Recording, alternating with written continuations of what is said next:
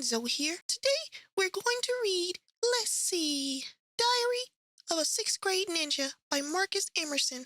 Let's get started. Chapter 1. Oh, the life of being a ninja. I know what you're thinking.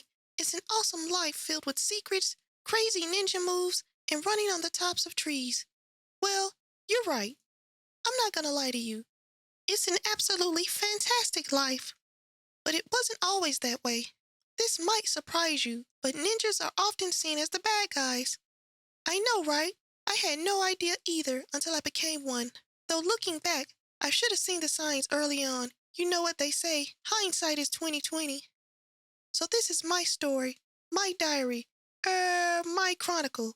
I feel as though it has to be told for others to read so they can learn about the events at Buchanan School. History has to be studied and learned from, or else it's destined to repeat itself. And that's something I cannot allow. My name is Chase Cooper, and I'm 11 years old.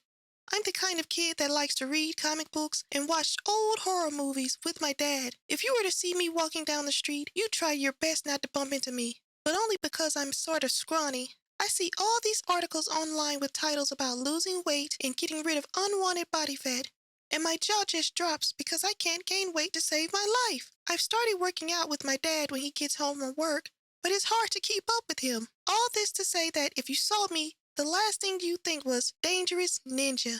I'm not the most popular kid in school, that's for sure. I've never had a girlfriend, and I've never played sports outside of gym class. That's not true.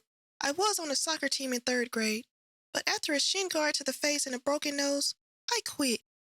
So I'm scrawny and unpopular. What else can I apply to those two traits for a completely wretched experience? The start of school. But wait, let's multiply that by 1,000,000. I'm also the new kid at this particular school. My parents decided to move across town over the summer so we could live in a slightly larger house. I mean, really, how selfish is that? A bigger house? But social death for me. Being in a new district means an entire herd of new students that I don't know. Well, that's not entirely true either. I know Zoe. She's the same age as me, but doesn't really count because she's my cousin. Luckily, we had the same gym class together. She was surprised to see me on that first day. I remember it well. It was a Monday, and the day I caught my first glimpse of the ninjas at Buchanan. Chase? Zoe asked. She was wearing gym shorts and a tank top with the school's mascot on it. Hey, Zoe, I said. She looked surprised.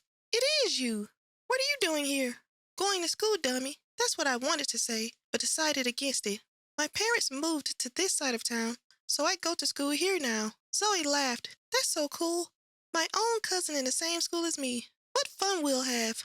I looked at her silky hair and perfect skin. She kind of looked like one of those models on teeny bopper magazines. Yeah, there was no way she'd keep herself affiliated with the likes of me, but I gave her the benefit of the doubt.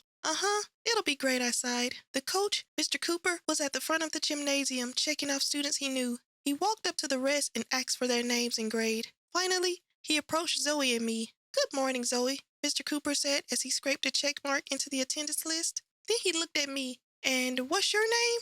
Zoe answered for me. This is Chase Cooper. He's my cousin, she said with a smile. Good to have you here, said Mr. Cooper. Then he pointed at Zoe. She's a good kid to have as a cousin. It's the start of school, but I've already seen her on several tryout lists. You'll do good to follow her lead. I faked a smile. Sure. As Mr. Cooper walked away, Zoe continued speaking. Why didn't you tell me you were starting at this school? I shrugged my shoulders. We don't really talk that much, and it never came up in conversation. We hardly ever see each other. Zoe crinkled her nose. We see each other every weekend. Our families have Sunday brunch together at the park. I couldn't argue with her. It's just a little embarrassing. You have nothing to be embarrassed about. Starting a new school might be weird, but it's not like you have the ability to control the situation like that, she said. I didn't want to tell her I was embarrassed and scared of being the new kid, that making friends isn't a strength of mine, and I'm destined to be that kid who walks swiftly through the hallways, clutching my backpack straps and staring at the floor, hoping I don't make eye contact with someone with anger management issues. So I didn't say any of that. You're right. I think it's just the first day jitters, you know. Zoe's eyes sparkled. She didn't have a clue. Welcome to the club. We've all got first day jitters. My dad always says the pool is coldest when you first touch the water, so the best thing to do is dive right in. I wasn't sure what my cousin was trying to say, so I replied with wise words. Zoe looked off to her left and noticed a boy standing alone. That's Wyatt. He's never really talked to anyone here. He keeps to himself, always has, which is why he probably doesn't have any friends. Wyatt was short. He had wavy black hair and a pale complexion that would make a vampire jealous. He kind of looked like a porcelain doll. Has anyone tried to be his friend? Actually, yes. I tried talking to him last year, but he wouldn't hear any of it, she sighed. He was a jerk to me. Why are you telling me this? I asked. Zoe glanced at me. Because I don't want you to be like him. I tightened a smile. When I looked back at Wyatt, he was gone. So have you raised any money yet for the food drive? Zoe asked out of nowhere. Food drive, I asked. I haven't heard of anything about that. They sent a pamphlet to all of the students' houses last week, she said. Oh, that's right. You just moved into your new place, didn't you? I nodded. Well, it's probably somewhere at your house. We're supposed to raise money by selling fruit or something. I'm already up to 10 boxes sold. Is there a prize or anything? I asked. Normally these kinds of things had cool prizes, ray guns and little helicopters and stuff. Not a prize for one person, but if the school collectively raises over 10 grand, we get to take a trip the week before school is out. Where to? Zoe shrugged her shoulders. Does it matter? Anything to get out of school for a day. I smiled at my cousin. She was actually a little cooler than I thought. Mr. Cooper opened the side door to the gymnasium. Thank goodness, too, because Zoe's conversation was making me feel a little edgy. He stepped outside and held the door open with his foot, ushering the rest of us to exit the gym for some productive activity outside. Great, just what I needed. Exercise. Outside, the students were given a few different options. Being the first day of school, Mr. Cooper apparently thought the best thing to do was to take it lightly and allow kids to choose what sport they wanted to play.